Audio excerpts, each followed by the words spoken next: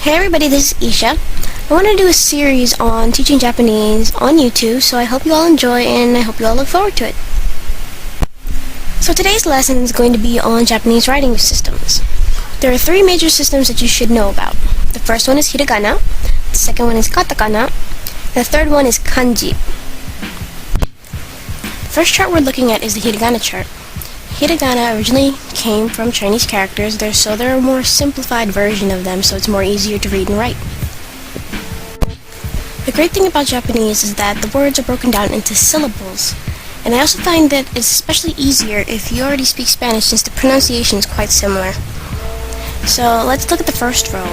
The first row that's highlighted is the vowels, so a, I, u, e, o.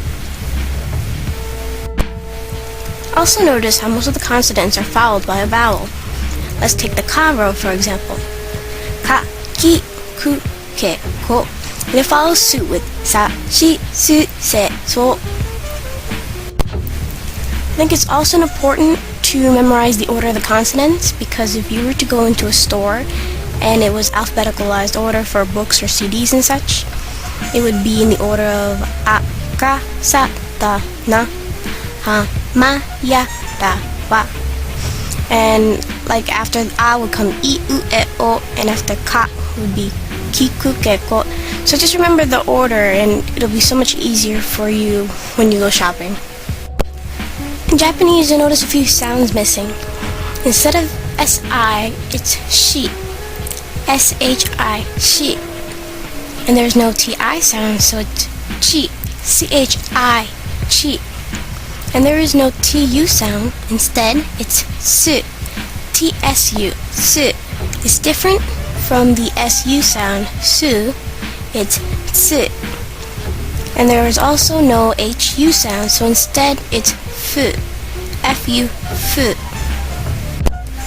Another great thing about the hiragana writing system is that similar sounds can be written similarly as well. All you have to do is add a ten-ten, which is the two lines highlighted next to the ha on the left, or a maru, which is circle, highlighted on the ha to the right. So similar sounds are like ta and da. To make ta into da, all you need to do is add the ten-ten.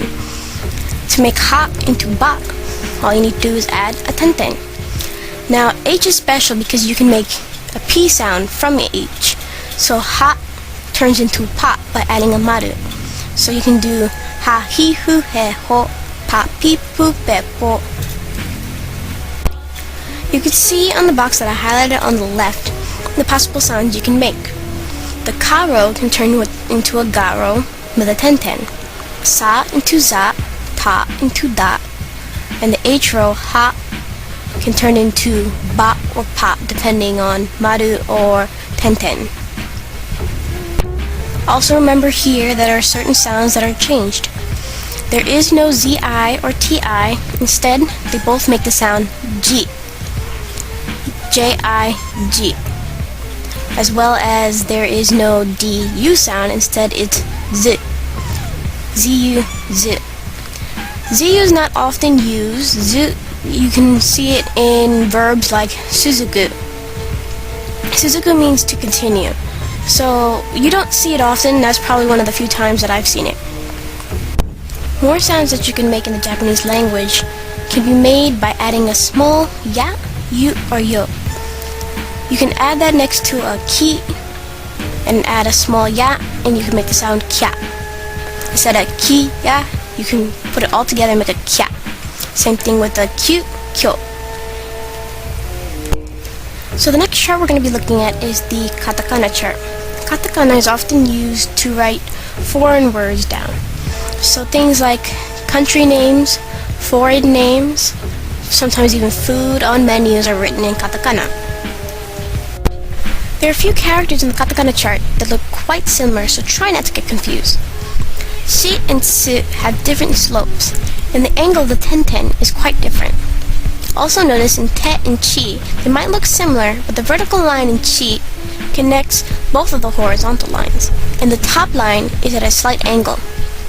So, n, and no might look similar, Pay attention carefully to the angle of the slope and the line, the 10, the angle of the 10. Notice how no has no 10. The third writing system I want to go over is kanji. Kanji are Chinese characters that are used in Japanese writing. They won't look all jumbled up together like this all the time. Usually it's only 1 to 3 kanji next to each other with hiragana in between. Sometimes you'll find furigana, which is hiragana on top of kanji.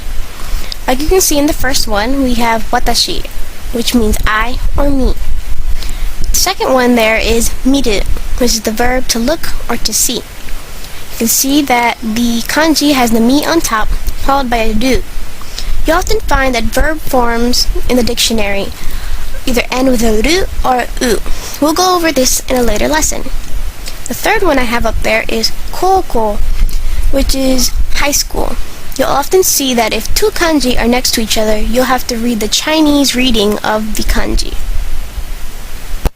So that's the end of this lesson, and I hope that any part of it was able to help you in any way, and I hope you look forward to the next lesson, which will probably be starting on grammar.